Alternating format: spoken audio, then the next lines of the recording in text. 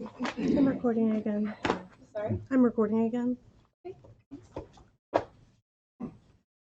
All right, we have all board members present who are going to be here.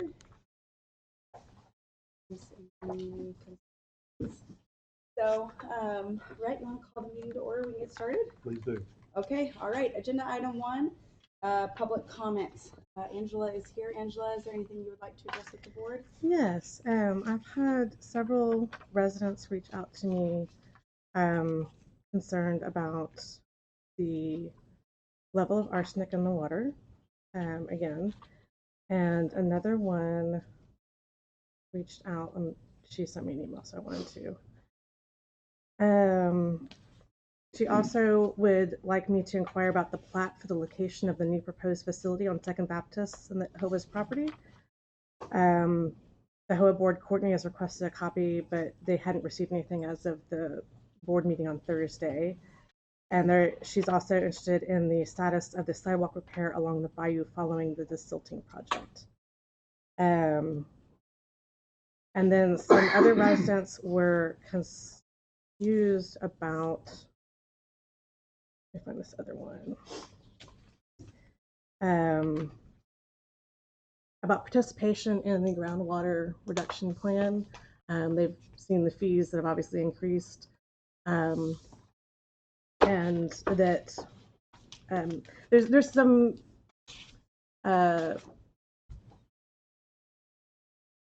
folks don't understand and would like to know more about the Groundwater Reduction Plan fee, and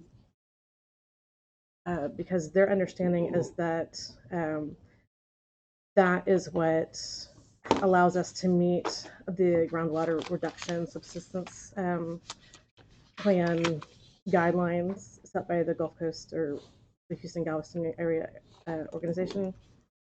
And that because anyway, the understanding is that the GRP fee allows us to buys us time.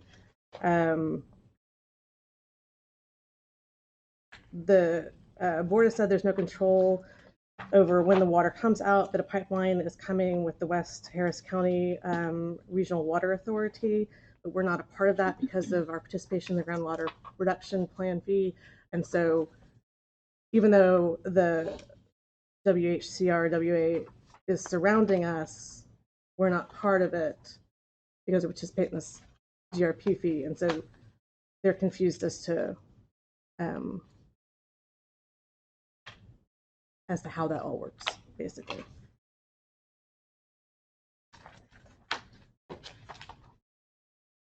Okay, thank you. All right. Agenda item 2, review and approve the minutes of the. So there'll be no discussion? The board won't answer any of those questions? How does... Board can only discuss items that are on the agenda. Okay, so how does the community request items to be put on the agenda? Request. So can I do that then? The board can discuss it under future agenda items, whether they would like to include items on. So when is the proper time for me to make the request? During public comment? Okay. So the board can decide now. If y'all want to decide now whether you want to include any of those items under the next agenda, that's totally fine. We just normally talk about them. I think we can add them. Yeah, absolutely. Add them to the agenda. That's a fair question, and yes. One that we're certainly pleased with the decision that the board made to be part of the city of Houston as opposed to West Houston. Everyone is reaping the benefit of it. It's still expensive, but that was the right decision to make. We'll be happy to get more information on it. Okay. Okay. All right. Agenda item 2, review and approve the June 19th board minutes. Those were circulated next week. Last week when the agenda went out, we didn't receive any questions or comments prior to today's meeting. So if you have any questions or comments, let us know. If there are none, please, if we could get a motion to approve the minutes. Only thing I would say on page 2 of the minutes there, just the typo on the word middle of the paragraph, first paragraph, after the sentence beginning with 2023, the sentence that says that the checked approve, I think it's just checked. The check. Yes, thank you. We'll make that change. Otherwise, great job. Thank you.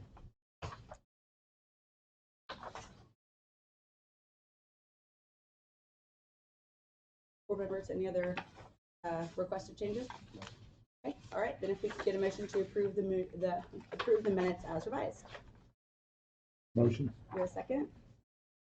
All in favor? Aye.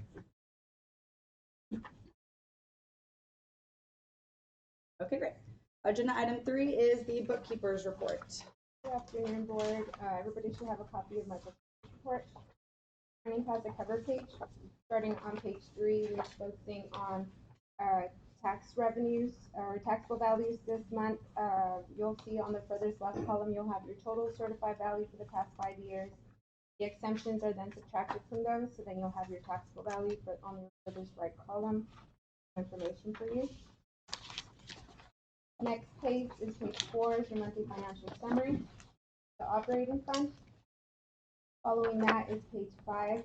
We had receipts this month of about $88,000 through disbursements of 22 checks after your approval from the operating fund of about $88,000. We did include the second quarter payroll taxes with check number 11475, and we are reimbursing Harris County 346 due to the audit. The auditor found that sometime back when the district that money was due back to the that's all for that fund. Moving on to the next page, on page 6, your cash flow report for your operators account. This shows your June accounts receivables. Pages 7 through 10 is your actual versus budget comparison for your operating fund with your updated values.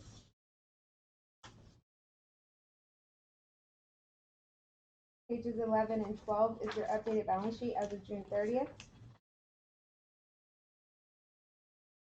And on page 13, we began the monthly financial summary for your sewer treatment plant fund. Following that is page 14, your cash flow report for that fund. No unusual activities to note, and there's 7 checks up for your approval today. Page 15 and 16 is your updated actual versus budget comparison. Following that, on page 17 is your joint water plant fund. Is your monthly financial summary. Page 18 is your cash flow report. We have 8 checks for your approval today, nothing out of the ordinary. Pages 19 and 20 is your updated actual versus budget comparison. Page 21 and 22 is your investment profile and your updated account balance as of today. We're showing over $8.7 million for all funds. Next 2 pages is your cash flow forecast updated for the fiscal year, sitting at 64 months reserve. And the last page, 25, shows your sales tax revenue history. For the month of April, we collected $8,599. That's all I have for you, unless you have any questions.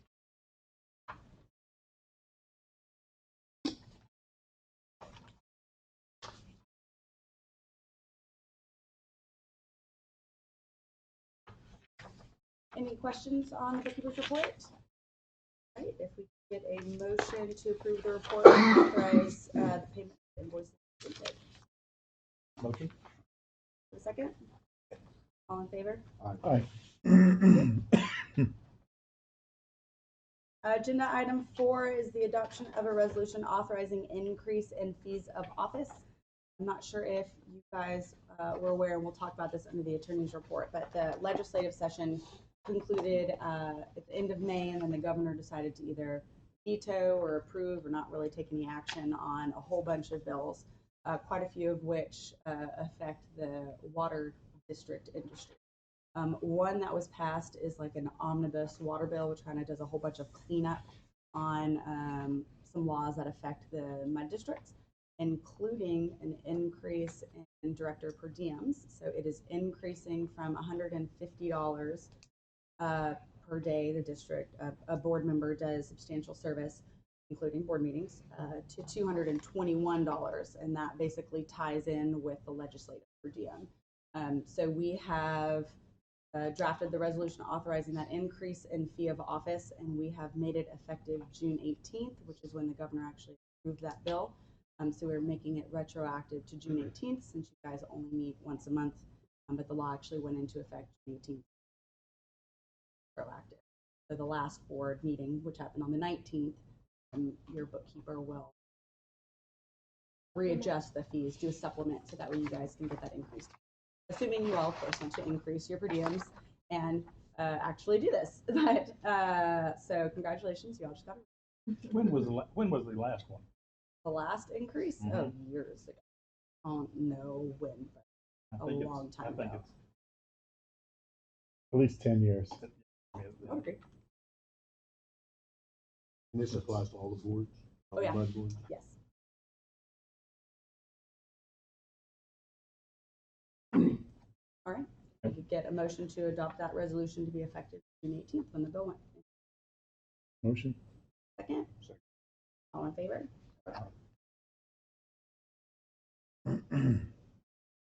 All right, agenda item 5 is the adoption of an order adopting a code of ethics, fees, expense policy, policy related to consulting services, UFA, reporting standards, all of that. This is basically the district's code.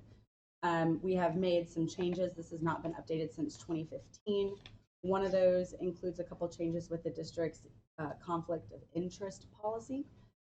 We have included a red line so you all can see the changes. The main change is in the fees and expense policy. The district's ethics policy from 2015 did not include any language about virtual attendance at conferences by directors. And so we have received some questions from board members, not from this district, but other board members for attending, the AWBD conference and that stuff virtually, how many per diems they can get. And so we have introduced language in the ethics policy for all of our MEDs where a director can get a per diem for the number of days the conference number of days it actually takes place. So if it's a 3-day conference, no matter if it takes you a week to watch all of the recorded meetings, you will get reimbursed. That way, if any board members go in person, people who are attending virtually can't drag out that attendance.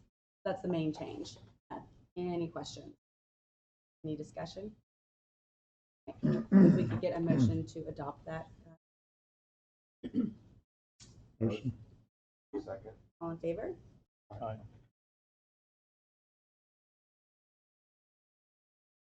We haven't typically had people. No, You have not. never had No. anyone. Never had it. Never had anyone. Aren't a part of the AWBD. Just in case board members want to do any sort of attendance, it's covered under the. All right, agenda item 6 is authorize the execution of an amendment to the district's amended and restated district information form. As a reminder, the district information form is required to be recorded in the real property records. It provides information on the district, such as land that's within the district's boundaries, how many acreages you guys have, if you hold a bond election, what your outstanding taxes is, all of that. Attached to that is the notice to purchasers. So anybody who purchases land within the boundaries of the MUD will get a copy of it. They have to sign it, and it gets recorded. Actually, I don't know if I don't think it does it, but the form gets recorded. And so there has been a reformatting of that to make it clearer for people buying land within the boundaries of the district financial position. All of the information is basically the same. It's just kind of reformatting it to separate it between water, sewer, drainage bonds, road bonds, rec bonds. You guys know you only have water, sewer, drainage bonds, so not much information has changed with y'all's, but we did reformat it as was changed with this past legislative. So we just need a motion to authorize the execution of that amendment to the district's amended and restated DIF by all board members present. Any questions? We need a motion. Second? Second. All in favor? Aye. Okay, agenda item 7, tax assessor collector's report. Isabel? All right, board, if you want to pull up my report. Collections for the month of June are coming in at $3,436.09. 17 of that going towards tax year 2021. Total disbursements is $2,321.22, bringing your cash balance to $98,881.32. I brought 5 checks for your review and approval today, the usual Wheeler checks, and then the following 3 are corrections to members of the district. Next page is your historical. The district is currently at 99.38% collected. So there's a little over 6,000 still outstanding within the district. And if you drop to the bottom, you can see that table comparison. You're doing really well, especially because your taxable value is much higher than it was last year. Final page is your calculation of cash, breakdown of your income and disbursements. Districts acquired $4,764 in penalty and interest. That's extra money going into the district's account from where taxpayers are paying late. Please know if you have any questions. Questions for Isabel? All right, if we could get a motion to approve the tax assessor collector's report and authorize payment of the invoices. Motion. No second. All in favor? Aye. All right, agenda item 8 is the district's delinquent tax collection attorney's report. We do have a July 17th report for you all. From Purdue, Brandon, Fielder, Collins, and Mont. As a reminder, this is y'all's quarterly report. This does include the 2022 real property accounts that, as you know, were delinquent for the real property. We're delinquent as of July 1st. So your delinquent tax attorney has already begun reaching out to those individuals to make them aware that they are delinquent with their property taxes. They will make payment. Any correspondence they have had, or any responses, I guess, that they have gotten with respect to those individuals or is there. There is no action items for the board to consider. Y'all don't have very many delinquent taxes. Y'all's district does usually a very good job of collecting those taxes. Just shown by the 97.37% collected for 2022. But just know that your delinquent tax attorney is attempting to make those collections on the district. Any questions? Agenda item 9, engineer's report. Afternoon, board. If you follow along with my engineering report, item 9A, the authorization of design, bid, and award contracts, none to report on that. Item 9B, the status of construction at the emergency generators at the 2 lift stations. As mentioned last month, the contractor has poured the pads at lift stations 1 and 2. They have a pay application number 2 in the amount of $27,000 presented for board approval. That is mainly for charging the full price of the generator pad and some electrical. Item B2, the installation of generators at the joint wastewater treatment plant. The contractor has no pay presented. And that site has the contract already reported. I have a quick question on that. Is Yes. that 1 or 2 generators at the wastewater? This one. Yes. Okay. Yes. Okay. Item 9C and D, none to report on those items. Items 9E, the hike and bike trail potential repairs with Harris County Precinct 4 and Harris County 346. I called several times David Lowe. He did not return my call. I emailed him. I went ahead and called the ABHR district attorney for 346. She said that she's still waiting on the interlocal agreement and just making sure that the terms that they signed off on are still there and trying to button up the agreements agreed upon. So no answer. I'll still keep on calling David Lowe to try to get a phone call with him as well, but no answer yet. Thank you. Item 9F, procurement of portable generators to serve lift stations 1 and 2 in the joint wastewater treatment plant.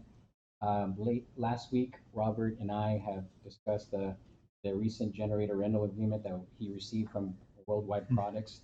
The agreement is attached to your report. If you flip to the Worldwide Products here, it's included. So to summarize what that agreement is talking about here is to be on the list for lift stations 1 and 2, to be on the list for a generator. It's going to cost the district $1,345 per month. And I put on my report, if you're reserving being on the list from August to February, that's about $9,400. Sorry, say that again. $9,400 for August to February. Yep. 7 months times 13.5. And that cost is solely a 345 response. Okay. The next part of that rental agreement is for the joint wastewater treatment plant. This is obviously shared with Baker Road and Longhorn Town MUDs, and that cost is $4,037 per month. And I put on my report there 4,037 times 7 months, 28,259. But the district share for 345 is 33.51%, so that's about 9 here. But they need to approve it as well?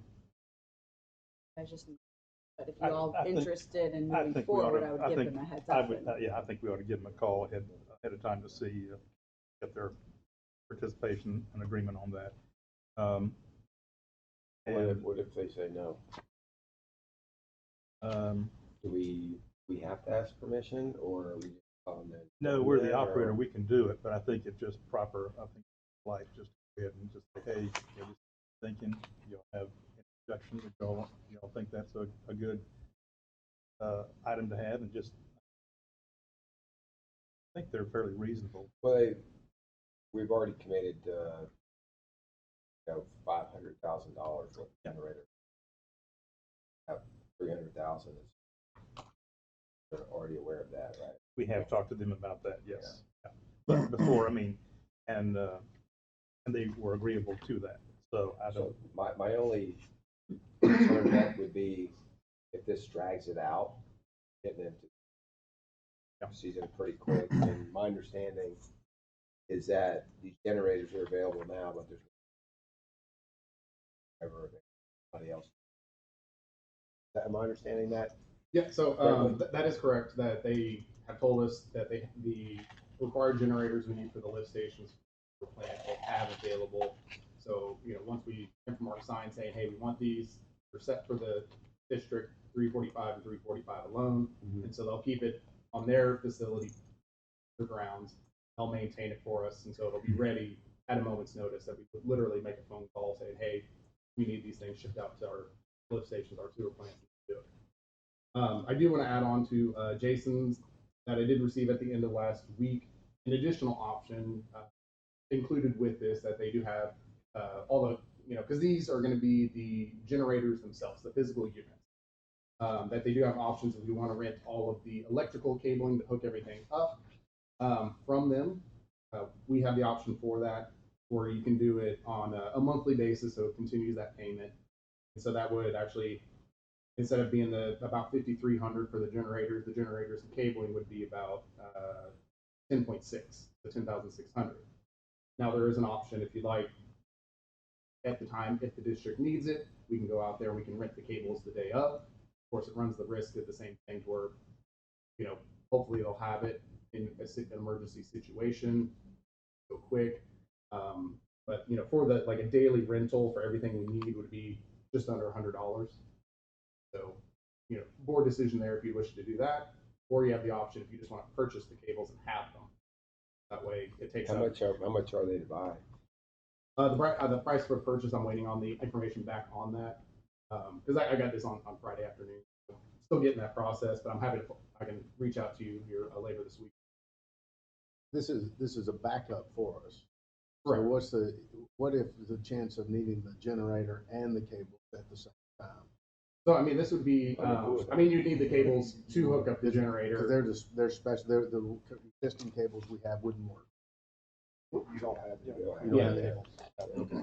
So if we clarify this for me, so if we rent the generators, what Jason was saying, and we need them, we won't be able to use them because we don't have the cables. Right. Okay, so it's kind of a Yeah. key element. So how much is it to rent for the lift stations 1 and 2, and how much for the joint water plant? Sure. So all together, here, let me do the math If you can here give real it quick. to me separately there, Yeah, because I'll one do it of them is separately. 345 only. All right, so for the lift station, let me just add these three up here real quick. It's 1,950, and for the Yes, that's for the cable. And let me add the ones for the sewer plant generator. That'd be 3,350. Yeah, so that would be per month in addition to the physical unit. That doubles the cost. Oh, yeah. Correct. Yeah, so it takes it from 5,300 to 10,600 to rent those cables. Like I said, that's a monthly thing. Well, it's to hold them in standby. Yeah, so it'll be the exact same thing. They're going to maintain everything. They're going to keep it on site, and so it's at their yard, at their maintenance. So it'll be ready to go, guaranteed. And are we expecting the generators to be available online in 7 months? February. 7 months. Yes, That's why we're using. that's why I put 7 months Right. in my report. Right. To get it. But that was, the report was just obviously only showing the generator itself. We did not get this in. I think that's why it wasn't. Right, but what I'm just saying, as far as the cost that we're looking at doing, we need to factor in, this would be for 7 months there. August to February.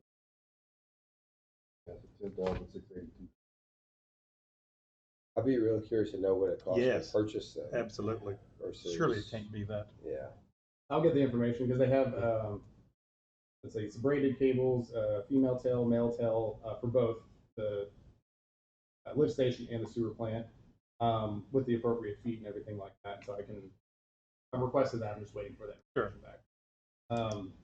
Of course, we do have a third option that the district wants to consider as well, is because the district historically has been very fortunate with emergency situations and things like that. So we have, in speaking with our operator, our lift station in the district can run for hold about 18 hours worth of flow.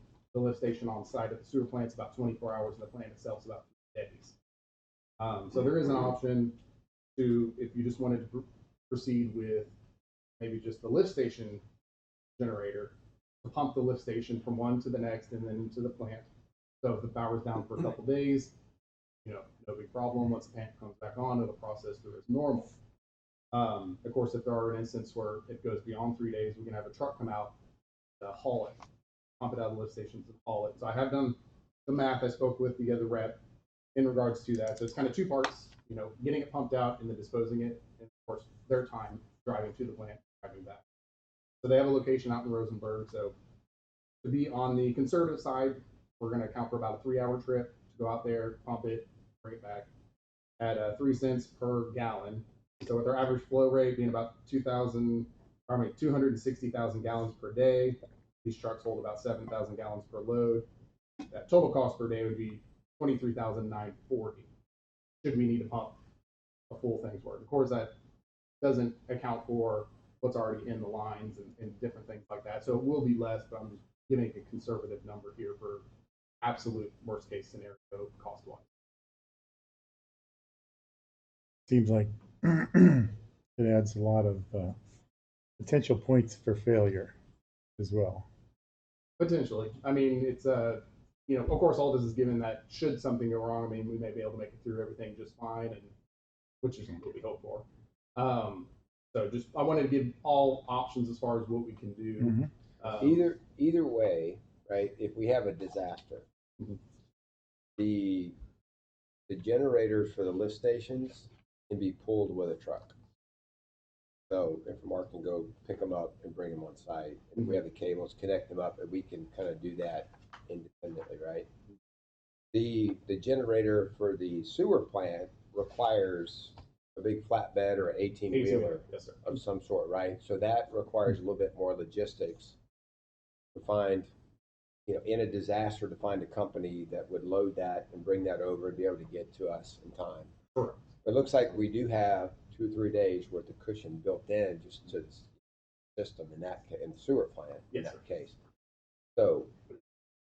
So we still have to get the generator, particularly the bigger generator, to the location, which could be a transportation issue, no different than a challenge of getting the pump out vehicle to the location as well. Correct. So either way, during some sort of a disaster, we could have a challenge getting either one of these there. Oh yeah, I mean, like with Uri, for example, a lot of facilities that had their own generators, they ran out of fuel, and the trucks couldn't get there because the roads were icy and it was unsafe, or for other limitations as far as transportation to get there. That's always a factor. But it's probably a little bit easier to get the lift station generators there, just because they're smaller. You have probably more options to get. Yeah, because we can a definitely hook heavy up an duty infrared truck to truck pull it, that. right? Yeah, Exactly. So if we see a hurricane, and the thing about hurricanes is we're given fair warning. We know it's coming. Is that something where they would put it in place? Oh yeah. Yeah, Ahead we know of time. something's coming, like it's gonna be here in 3 days, like we can call, like, let's get it out there, let's get it hooked Okay. up, so So- we're ready. I mean, of course, All right. like I said, That's a good- may yeah, never that's a lose good- power, may never get turned on, but it'll be there. Right. Okay. Yeah, that's a good way of thinking. What are the mobilization charges for that? Well, actually, for the, when they gave me the updated information on Friday with all of the wiring, the delivery, they marked as 0. So they took that off of the, typically it'd be, about $300-400 is what I'm told, to hire a 18-wheeler driver to drive it there and drop it. And that's it. And then, of course, the same thing to go pick it up, take it back to the Worldwide's facility. Robert, these cables, could the board then, or the district then use them for the permanent generators that are being put in? Or is this, if they decide to go the purchase option, or is that? What do you think, Jason? I mean, if it's, I don't know the answer if to it would that. I match would up. have to ask. Okay, Yeah, well, yeah. with the permanent generators being put in, is the board getting these cables? Is that, and Alan, I think might know, he's looking at me, so. Well, I- with the permanent generators, all that wiring is put in underground, all a different type of wiring than these above ground cables. That's hardwired in. Yeah, Okay. these are like, actually it shows on here that there's gonna be 5 cables at 50 foot each, so you're looking at 250 feet of cable, that'll be stretched out on top of the ground, and then they've got these big, like, quick connects on each end. Yeah. Okay. To plug them in, whereas your other cables is hardwired and Right. bolted in, and Right. it's totally different. And how much fuel is going to be on hand for the generator? So the generators, when we receive them, we'll measure them right when we get them, see where the fuel level is. That's kind of like a rental card where, we'll see how much is in there, we'll track it, we'll refill it to our needs, and then do our best to get it back to the same level. So we'll only pay for the fuel. Well, They should be delivered full. Okay. Yeah, Okay. and we can top them off if they're not. How long will they run Right. when it's full?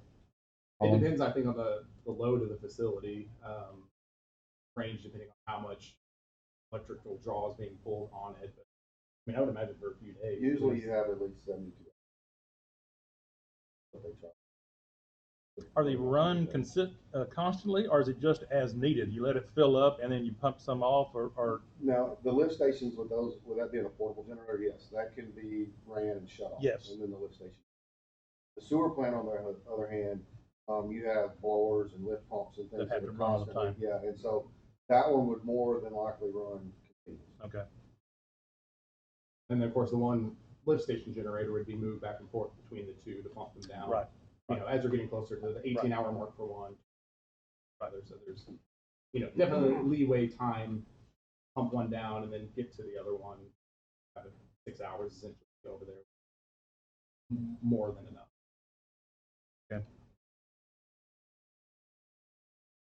Well, if you would try to find out the cost to buy those cables as opposed to renting them, then that will help us make a decision, and then I don't know that we should wait till the next board well, I was to going to say, decide so whether we want to. because what I was going to say, if we, depending on that, if they want to just authorize one of us to talk to the other districts and just say, hey, this is what we're thinking, and these are the costs with the either renting or buying the cables in, and see what they say. Hopefully they're on board to go ahead and do that, and we could go ahead and make the decision before the next meeting then. Well, don't forget, the lift stations are just y'all, so if y'all want to make the Right. decision to move forward with that, you can. You don't need to discuss with Bigger Road or Longhorn. Just the. But we do want to see what it is to buy or rent those cables there. Sure. But at this point, would you like us to go ahead and secure the physical generator units, cable aside, just the units themselves? Because that's going to be, what's going to go fast. Yeah, I would like to suggest we do that. We go ahead and vote on securing generators, giving Brett some time to talk to the other districts to kind of let them know what we'd like to do. So we can go ahead and get those secured as soon as possible. And then pending what information we get back on purchase versus rent, then, kind of giving Rhett the option, that decision as well, once that, well, Cables, yeah, that the should be- cable, I mean, we don't have a choice. We have to get there's no point in getting the generators if we're not getting the cables. Right. We just need to Exactly. figure out Right. what the most cost-effective option is Yeah. at this point. If you want to rent them monthly, if you want to purchase them to have them, or wait, where if we need the generators, look to purchase or rent them at. I mean, obviously, if you're purchasing, sooner than later, but if you wanted to wait until if something happens, look to rent the cables leading up to that. It's like the hurricane situation. Yeah. We have 3 days until it gets here. I Looking to get wonder, 3 days, but boards. Any I wonder if we questions? could there's gonna be no need to keep the cables after. I don't know if there's a way we could Sell them again, on the yeah. secondary Yeah. market, probably. Question for you, if our partners decide, say one of our partners decides, no, we don't really want to do that, would we do it anyway? Well, it'd be interesting to see, percent-wise, you have a majority that want to, and that would at least give you thought I'm then. just saying, I think we should go ahead and do We it. don't And really have then, it, I mean, and then we you can't have a- turn their sewer off, right? right, no, I'm just saying it could be an ongoing discussion, even if, if somebody, Because we're the operator, I think this We is do have informing them what we're doing. Right. as opposed to Exactly. Asking them. Because we think it's, I do think it's the right thing.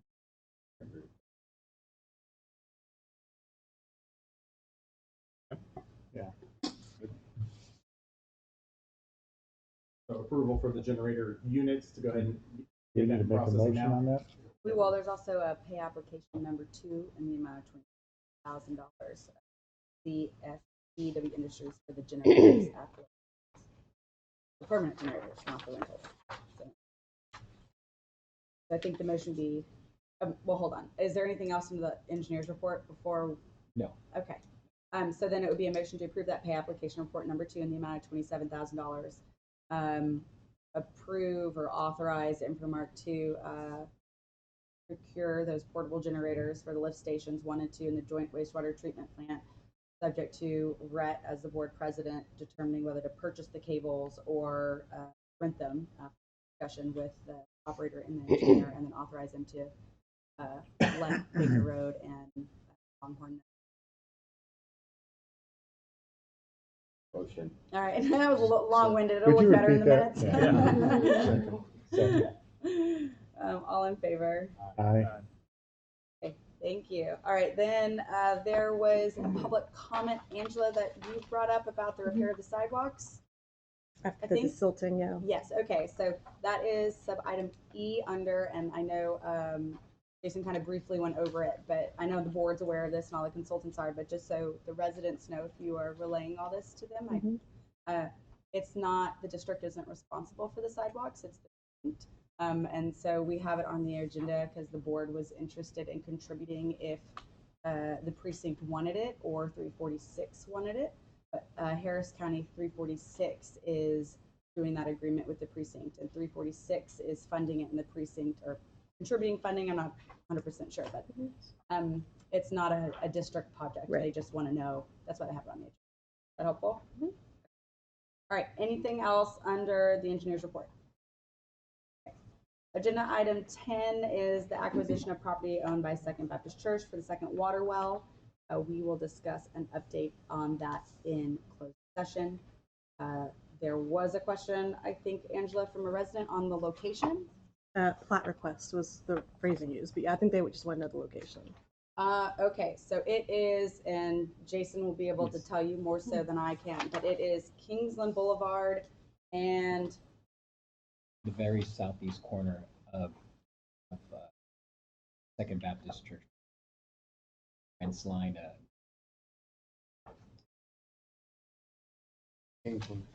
No, Kingsland. I was thinking I of feel the, like the I section. saw North a End. picture. Yes, there you go. Is that in the minutes somewhere that we can provide to the residents? For what? I'm sorry. This is the location. I'm showing her the Okay. location of the. I feel like there was like a survey or something in one of the many documents that be provided Yeah. to the resident. Yes, I don't know why I couldn't. I think it was probably attached to an engineer's report at one point. Okay. Jason, you send it to me and we can send Okay, it to, yeah. to Angela. Okay. All right, just making sure whatever. Yes. Okay. Okay. I will chime in that there's no official plat yet because the site hasn't acquired, but general location. Okay. That's how- Gotcha. Okay. All right, agenda, anybody else wants to talk about with the Second Baptist Church? We will discuss an update on that in closed session. Okay. Agenda item 11, operators report. Robert, I know you've kind of already talked a little bit, but yeah. you're up again. All right, so the action items was about the generator agreement, but we covered that, so we won't go over that. Surge protection, still waiting on that, the ATS, as we talked about last month, that is still a number of weeks out, so no changes there. The CNC water services with our well, that good news to report, everything, the rental and our rebuilt unit are in place, so we're pumping under our own water. We've opened up the interconnect with 216 to use as much as that since we have more this year to go through. So everything's running smoothly. I haven't had anything come through for any issues. So all is running well. All the samples got pulled before we put it in distribution. All the back tees are showing good. So we're back pumping under our own power. And like I said, for current action items, just that agreement with the generator, but we covered that. For our compliance side of things, all of our monthly back tee samples came back negative, so good there. Supplied through the interconnector 216 for the month was only the 79,000 because we did try to see if we could balance their flow for the district without making their struggle on that end. But we did our best, but we couldn't get it balanced right without either making them run low on pressure or our systems overflowing. So we did what we could, but the West Park is what we had to fall back on. Can you back to your comment about the pump, the well pump? So yes, awesome that it's working. But can you remind us what pump is downhole? Is that the one that was rebuilt for a second time? Correct. So that's going to be what's going to be our spare once the new one comes in. And then once the new one comes in, we're going to pull that one out. Correct. We're going to put the new one in, and then we'll continue to have a spare. Correct. That's correct. And when do we think the new one? It should be, let's see, from last time, I haven't gotten an updated time frame, but I think it should be about 6 weeks. Okay. So, or of course, I'll follow up with an update to see what they're, as we're getting closer to time, what that time frame is. Okay. Thank you. Okay, so back under compliance, meter and build for 345 at 26,061. For 346 at 4,896. Brings our accountability for the month at 89.74%. The well GPM showing 0 because we're on the interconnector, they're low down. The wastewater treatment and collection side all compliant, no excursions to report. Under the operations, under portable water, of course, during our monthly flushing of the district, we had 20 meters to change out over 1 million. We had 3 leak repairs, 2 levels in sod, and then our annual electrical system preventative maintenance schedule. Under the sewer treatment, a monthly lab work, and then also the same thing with that annual electrical system PM. And the customer care, you can see down at the bottom here, delinquent letters 48, tags 115, disconnects for non-payment last month for free. This month we have no accounts for write-off, no accounts for collections. And the rest of here is just the backing of all that information, the charts and graphs there for you. But that's all I have, unless anyone has any questions. I actually forgot there was one more question directly for Infomark. board, are y'all interested in readdressing public comments for the other question? Fine, yeah. There were two neighbors that I had a question about why the meter reader would knock on their door. They were worried that they might miss something important. I advised them to call Infomark. They found a 215 number. I'm not sure how they found that, but they were eventually given the correct number. So I might follow up with them and find out where they got the 215 number. Yeah, I don't know on that. And then someone said that someone from the water company knocked on our door asking for a sample of water for water quality testing. They said they were with them. Is that? It might have been part of our the monthly back tea samples that they'll go out to the spigot on the side of their house, and so they'll typically knock on the door, just say, hey, we're going to be doing this. That way they're not thinking someone's just running their faucet and everything like that. Or some of the residents are, they hit the same locations that are strategically throughout the district. And so, if they build up a relationship, they already know, like, all right, or on this week, they're going to come and do that. So they don't always knock then, but anytime there's a new resident or if they haven't built that relationship. Right. So if they wanted to confirm that it was actually who they said it was, do your reps wear any sort of identifying uniforms or have a badge? They'll have an Infomark shirt. Both meter readers and our technicians will have a white vehicle, will say Infomark on the door. Okay. And they can call the not 215 number. Yes, yeah, they can call our customer service or our dispatch number. Which would be better in this situation? Would dispatch maybe be better? Well, dispatch is 24/7, so after hours, definitely them. Customer service during the day would be a factor. Of course, they can always reach out to me, and I can do my best. Okay. But of course, I'm in meetings, so I'm not always quickly as available as our customer Are you okay service. if I share your email address with the specific? I won't put it like on blast, but I'll share it specifically with the people who ask. That's fine. I'm more than happy to speak to you. Okay, great. And Robert, I'm assuming the correct number from Infomark is on the water bill.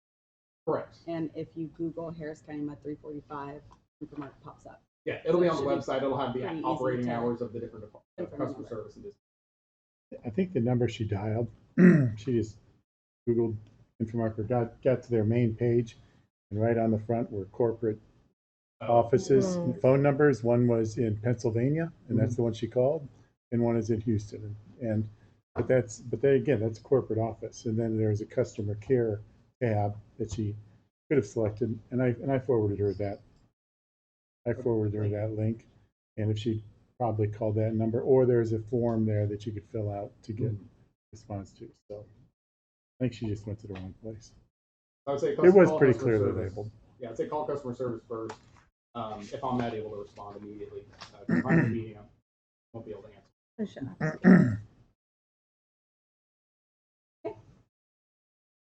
Anything else under the operator's report?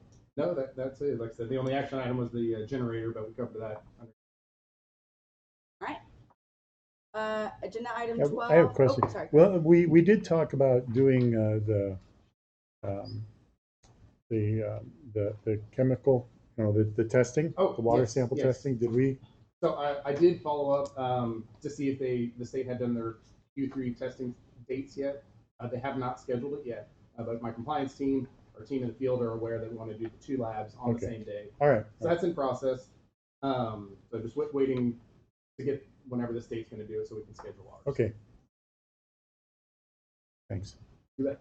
Okay, so that is actually agenda item 12, the next agenda item, which is okay. the consumer confidence report matters. So board, y'all have in front of you 2 emails from residents that we received over the weekend requesting the board consider the district's water quality and requesting the board take action to improve the quality of the drinking water. Y'all have copies of those in front of you. And it looks like the TCUQ testing hasn't been done, so I don't know if there's anything else you want to talk about this month. How old is our well? Current well? I think it's over 20 years since. Over 20 years, yeah. So I mean, it's still producing well, but it's an old well. Yes. So I mean, we've talked a lot about arsenic, and have noticed over time seems to be picking up. That could be something associated with the age of the well. I mean, none of us I'm not an expert on that. And I mean, looking at the results that they've had going back to May of 2020, that was 0.0088, had the 0.0097, and the 10 or 0107, 0087, 0077, 0081 being the most. Yeah. At least in the last few years, it doesn't seem like it's going one direction or another. It's kind of hovering around that, okay. 7.5 to 8.5 range. Yeah. It's been 9.7 So- for 5 But the years. Yeah, we had the 9.7 in April 2021. It's been on the the, system for many years. the new well, hopefully, I mean, as far as what we're doing, the new well would be, we have to see what kind of test results we get from that, because that could be used to dilute or to replace or to whatever we wanted to with. So before we do anything drastic, that seems like we need to pursue that and finish that. See what Yeah. the tests Yeah. look like. Yeah. We also talked, we had some discussion last time, I believe, about different labs may test differently. It's all independent. So there was some discussion about that, and how do we, if we talked about doing another test alongside TCEQ Yes, sir. to do a comparison. We're Correct. still planning on doing that, right? Yeah, that's what he was talking about. Yeah, we're just Okay. waiting for the Q3 Right. date to come out. All right, so wanted to remind everybody that was one thing. The other thing that we talked about was when we look back at the historical testing, do we know, was that water being tested off of our well exclusively, or was another interconnect going on at the same time, and could that have potentially had an impact on the test results? Yeah, so going back to the 2020 date through present, the only time we were on an interconnect during the testing period was actually the one in April of this year, and that was on with West Park Mud, and what they pulled for the concentration is the 0.0081 per day. So we've had higher and we've had lower results just on the well. Since that one. Of course, there's a lot of factors that go into that, and that's on a particular test day. We might have had usage with an interconnect. We could have A couple days had before. interconnect water in the tank. Correct. Pulled off of. Correct. Yes, I So I mean, don't know if we there's a looked at lot that. of variables Right. just to be aware of that can potentially move the number. Or you were gonna say? Oh, yeah, and Aaron, I just want to remind, also part of our discussion on the table last month was, what can we do, or what can the engineer look into? And we discussed a pressure filter. And, we did the one maybe about 8 to 10 years ago, and that was about $800,000. I confirmed last week with one of our environmental wastewater vendors that a pressure filter nowadays for 1,500 GPM is going to be, and that's just their price, and there would be price on top of the construction as well. Right. I mean, I know there's Ms. Smith has brought up at the end of the last meeting that the board didn't direct me to look into, but such as precipitation, absorption, ion exchange, membrane filtration. Those are methods that on her research she mentioned that can I look into it. I mentioned that to John Lacey, our wastewater division manager, and looking into those are not feasible methods for a mud facility. Those are mainly city larger facilities that are options for them, but not a mud. So the pressure filter that you mentioned, Yes. is that like reverse osmosis, or is it a different technique? I don't think it's, I would have to confirm with John if that's really a reverse osmosis process. Yeah, I'm not. Does it, I know we'll probably need, kind of decide if we want to go down that path and get more formal bids and estimates on it, whatever. I'm sure we can talk about more there. The one thing I want to mention is some filtration methods, like reverse osmosis, pull out good stuff too. And so then, like minerals and stuff that our body also needs to heal and to operate properly. So if we do go down this path, we need to be mindful. If we consider going down this path, we need to be mindful of the kind of the push and pull that, how would we're taking out good stuff along with the bad stuff. How do we deal with that? How do we manage that? It's just a question. It's something we would need to consider. Keep in mind too, that out of all these samples that y'all had, you've only had one that's exceeded the elevation limit. All these other samples are still below, any type of climate. So. And right, and thanks for bringing that up. In that one sample, we did another test immediately after, and it was low. We don't know if that was an anomaly in the testing or what, but we do, have some questions and concerns about, even though the arsenic level is below the government regulations and we are within range, people are asking, well, why is it toward the top of that range? Which, is a reasonable thing to ask.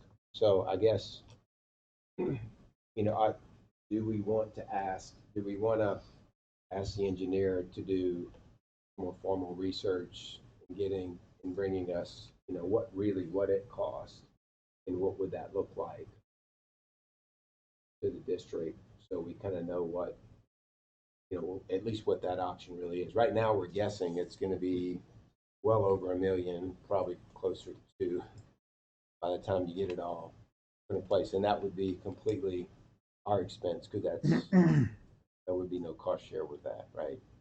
I don't know. I just want to throw that out there, see what y'all think. And if we drill a well, No, it would be cost with, it would be split with 346. Oh, it would? Yeah. No, I mean, not split, but the percentage share, which. Oh, yeah, you're right. Yeah, sorry. Yeah. Yeah. 60. So y'all would have about 66. They have that. Percent. Would we have to get approval from 346 to do something like that? I would recommend talking with them and tell them that y'all are Right. interested in doing it, but Right. We are the operator. push comes to shove, because this is an extraordinary repair modification. It's a certain dollar threshold, which is usually $75,000.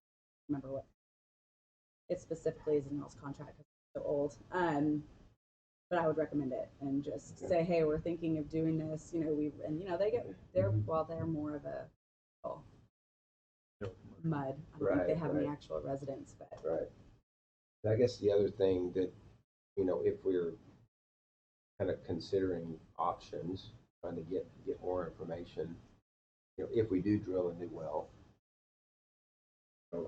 I guess we'll get an update on potential time frame for that, but kind of considering that, and spending also money for a filtration system that we may not need with a new well if arsenic levels are bottom end of the range and our residents are comfortable with that. So we probably need to understand the timing of both. we're going to spend the money drilling the well. And we're Yep. going to do that. And Yep. so Yep. it seems to me it's prudent to, we can look at the timing, but once we get the go-ahead start on that, We'll know pretty quick. we'll know pretty quick, and then What we the can water quality test is. it, and we'll be able to make any further decision at that point. I think we keep testing. I like the dual test that we're doing. We're within state limits, and I don't think we need to spend a lot of time working on potential solutions until we know if we have a problem. I agree. So far, we haven't had a problem other than one bad. Yeah.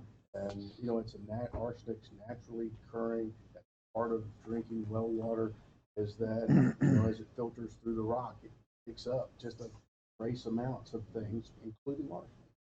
Something we have to watch. If it gets over the limit, we may need to do something. But we're within limits. When do we expect the next TCEQ? Is it next month? We haven't received the time frame on that, but I believe it should be in August. I believe August. So exactly. They usually schedule it for August. Just in the past. We usually get the results back. But we should get our results back for private testing quicker. Yes.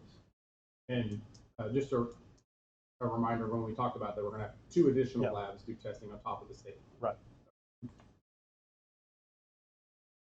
And I think that should be for the foreseeable future, the policy going forward. You don't want to do that every quarter testing. I mean, would y'all agree? Their cost is so It's not that, minimal it doesn't that cost them. I don't think it would, I think that's prudent. Yeah. For data.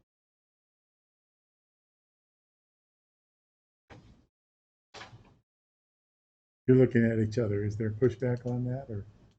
I was No, no, confirming this well, on it and- No, there's no pushback. Okay.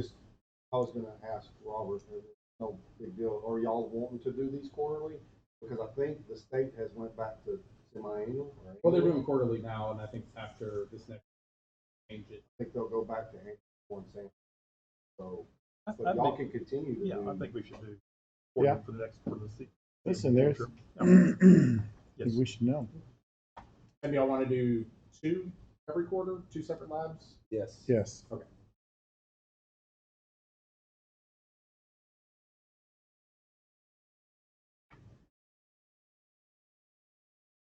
Just so I understand, if the August test, we're saying August because we don't know when the TCEQ's test will be, if that next test reflects arsenic level lower than the MCL, that's when they'll go back to annual?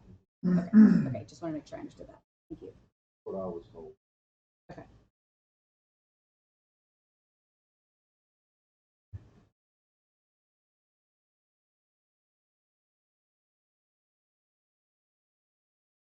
Okay, all right. Anything else y'all want to talk about with respect to the consumer confidence report? All that?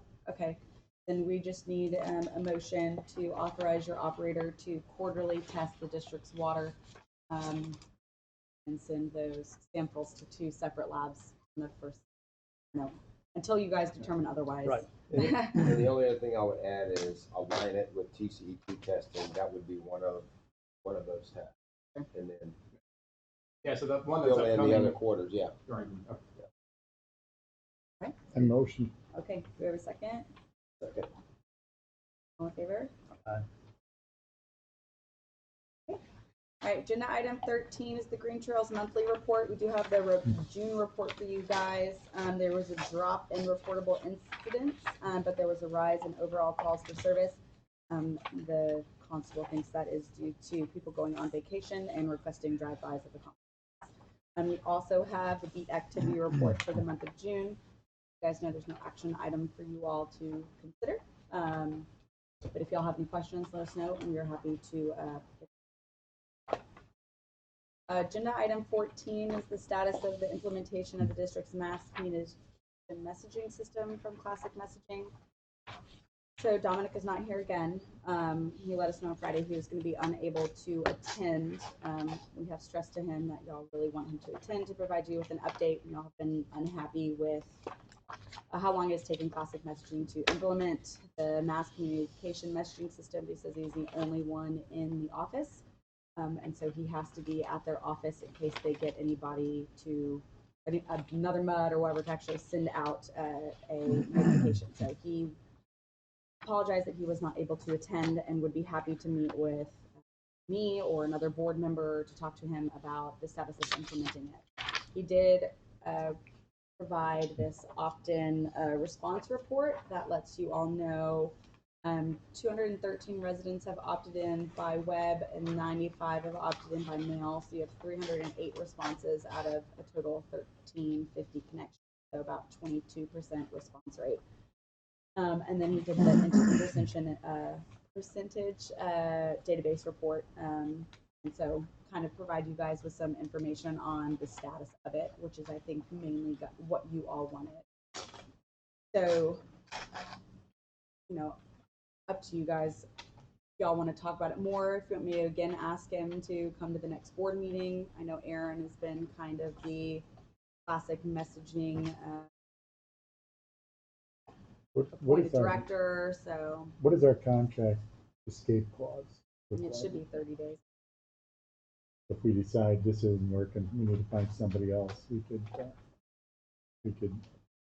jump on it. When we checked, it's hard to find other companies. Y'all had two that you brought into interview. Off-Cinco was one, and then classic messaging. I think y'all got a proposal from the third, but they didn't, I think y'all determined not to move forward, if I'm remembering correctly. So just looking at the numbers, I think my understanding is on the first page, 308 responses. Are these positive responses of people wanting to opt in? Is that what I that think that's means? people that have opted in. Okay. I don't know if that was, I'm just worried. We can assume it was opting in. Okay. That's So, 213 plus 95. but this is just for non-emergency. The emergency messages, people don't have to opt in to get that message. So 308 people have said, yes, you can send me non. So then we go to the next page, contacts by type. So we have, but if we wanted to communicate with all the members in the database for an emergency, we have contact information for about everybody, right? Phone number, email addresses, and all that. So we still could contact everybody in an emergency, or most everybody in their valid contact in the Infomark database, where he pulls this, right? Right. So we still have access to communicate to people in emergency. Should we,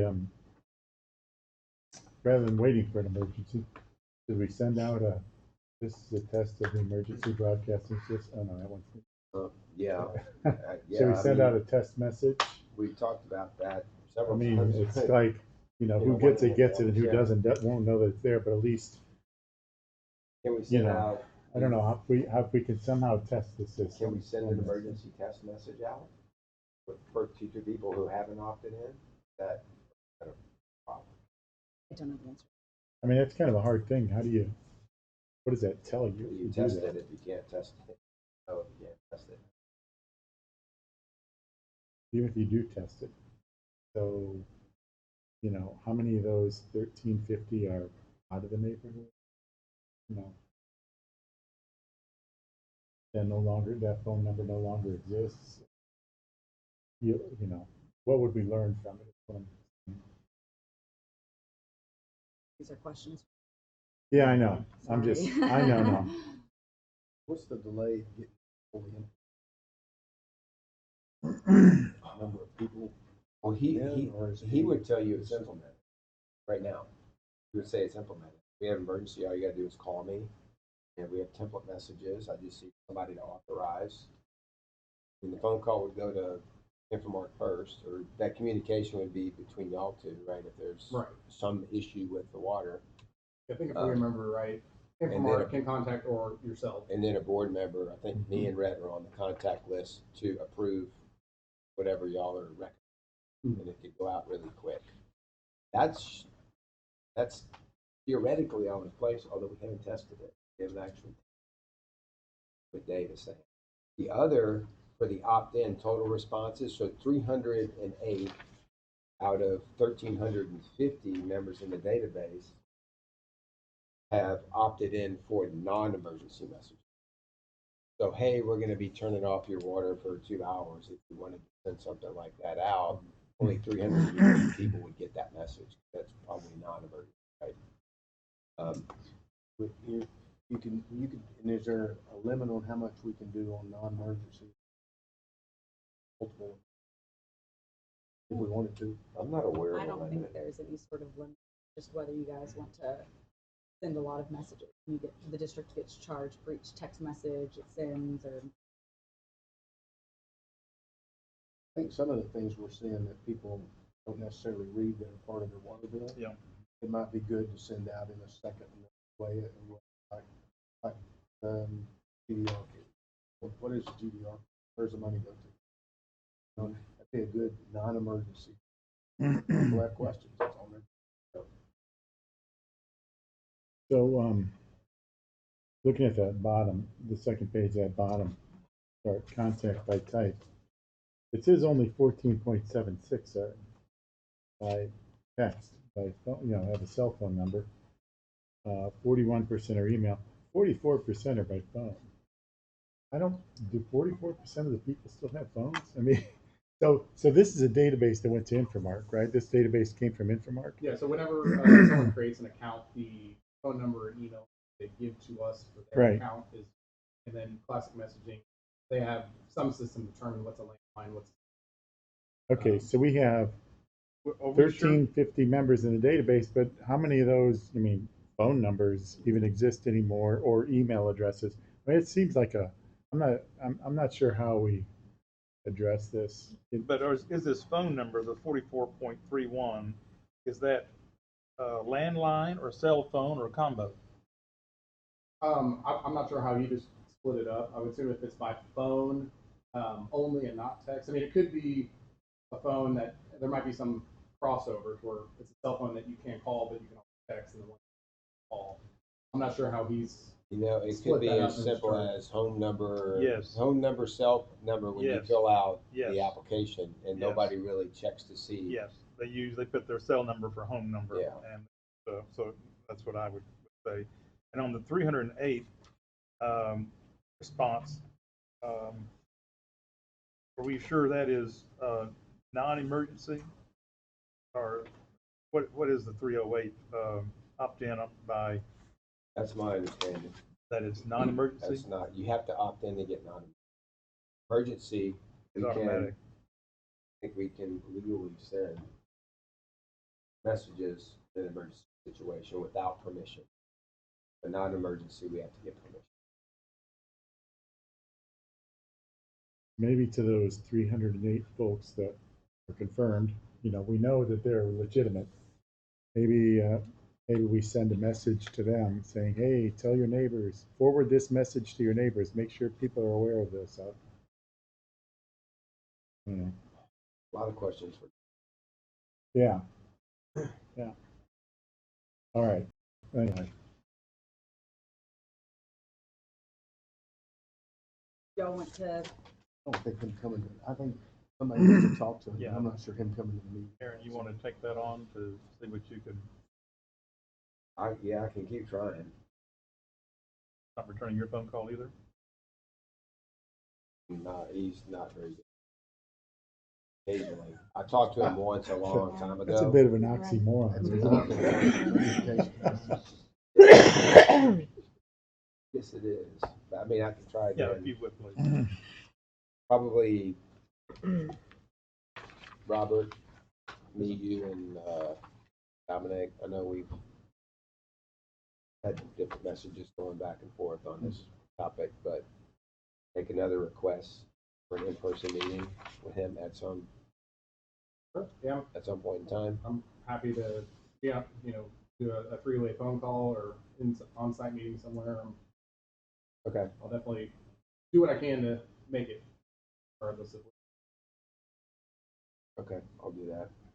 Thank you. no action.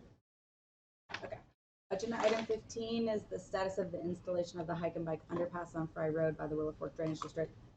I have an update for you all. Last month we let you know that they were reaching out to you to try and get some funds, but we haven't heard. But if we do, we can let y'all know.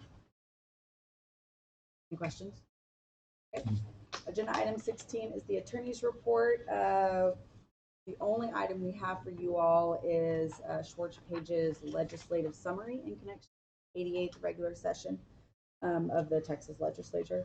I mentioned this, but the governor either approved or vetoed or determined not to take any action on bills that were introduced. So this is our firm's 27-page summary on all of the bills that were, not all, the bills of significance to MUD districts that were introduced, some that failed and some that were vetoed, so you all can kind of get an idea of what was introduced and what could possibly be introduced at the next legislative session. The first couple pages is our two attorneys, the partners that go up and deal with the legislative session. They do it every 2 years.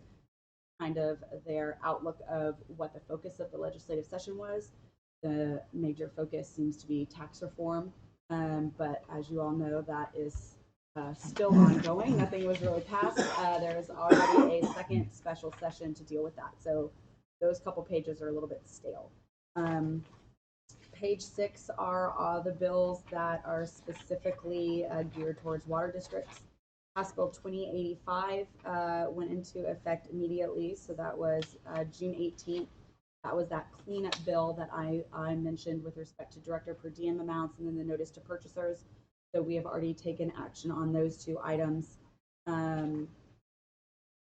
There are, I know there's a lot of detail and a lot of bills. I'm not going to go into detail for all of these, but land development on page 9 is the start of land development bills.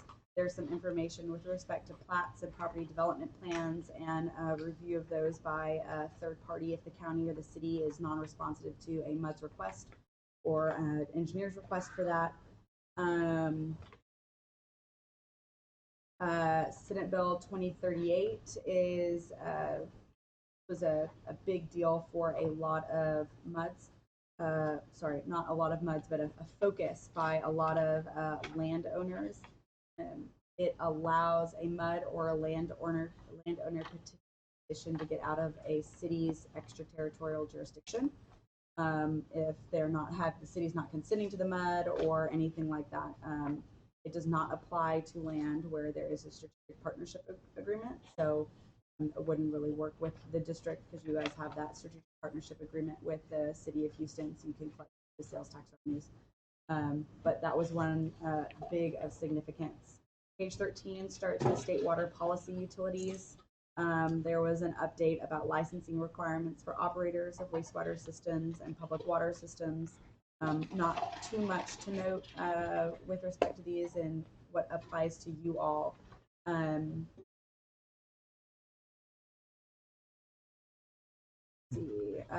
Section 18 is changes on elections. House Bill 1217 deals about early voting by personal appearance and that. So when elections around, we will talk about that. Senate Bill 477 is accommodating voters who have a disability and requirements about polling locations for making sure that the polling locations accommodate a person that has a disability. House Bill 2071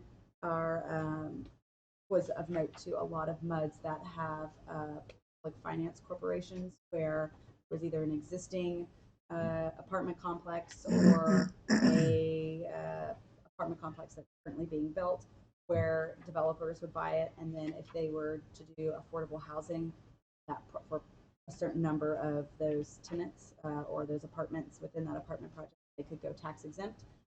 No notice was required to be given to MUDs or taxing jurisdictions, so a lot of MUDs and other taxing jurisdictions were seeing all of a sudden their tax rolls being decreased and trying to figure out why. And as you all know, MUDs will issue bonds based off of their certified value, so all of a sudden their certified value was being lowered and all that. So this bill was a big fix to that. It wouldn't affect immediately, but basically the water, sewer, drainage, MUD taxes, those will be exempt from them being able to make that. Sort of strange way of saying it, but basically they don't have to worry about that anymore. Senate Bill 1999 doesn't go effect until January, but it is how a MUD can use their unused increment for a taxing unit for setting your tax rate. You guys remember a couple years ago the law changed where if you went above 3.5% for the average homestead for your taxes, there was like an automatic rollback election.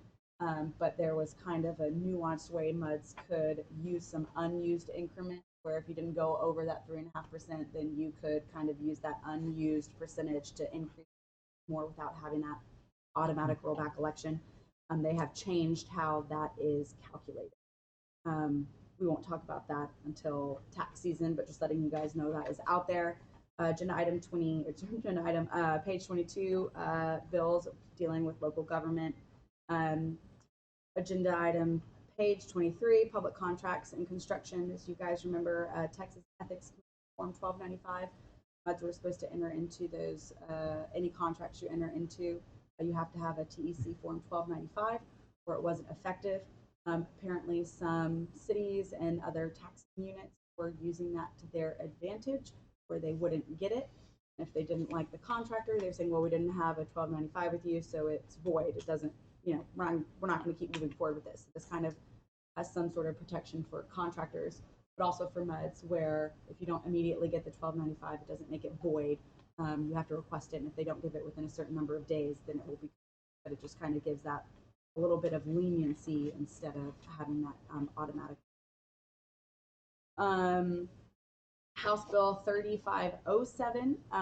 This is with construction, repair, renovation of certain district facilities. So as you all know, if a district goes out for a construction contract to repair a facility, if it's less than 25,000, you don't have to solicit bids. If it's between 25,000 and 75, you have to solicit from three. You have to get 3 bids, or solicit for 3 bids. If it's above 75, then you have to publicly bid. That has now changed. It's not effective till September 1st, but basically it goes up to soliciting bid is 25,000 to 150,000. So only if it's over 150 do you actually have to publicly bid. And that hasn't been changed for a long time, and with prices rising and everything, it was a good change. So you don't have to publicly bid unless it goes over 150,000. Let's see. That is pretty much it for ones that I want to point out. You all feel free to read this. Let us know if you have any questions. As more of these bills become effective, some are January of 2024, some are September 1, you will probably see some agenda items that we will add to make sure that the MUD stays in compliance. But if you have any questions, let us know. We are happy to answer. You all have a copy in front of you. No action under the attorney's report. Are there any questions? Thank you. Sorry, that was a little lengthy. Agenda item 17 is potential litigation involving the district. We will discuss this in closed session. Let me see. Okay. Agenda item 18 is closed session. So now is the time that consultants and Angela, we ask you guys to get up and leave. The board will be convening in closed session pursuant to section 551.071 of the Texas Government Code and section 551.072 of the Texas Government Code. It is 1:22.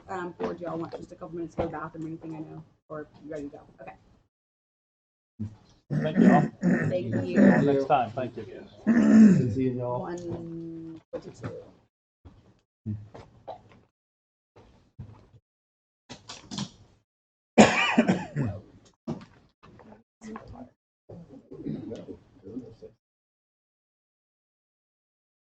Bye-bye. Thank you. Have a good one. Stay cool. Yeah. Oh, that's good. Yeah. Yes, ma'am. Good seeing y'all. Bye.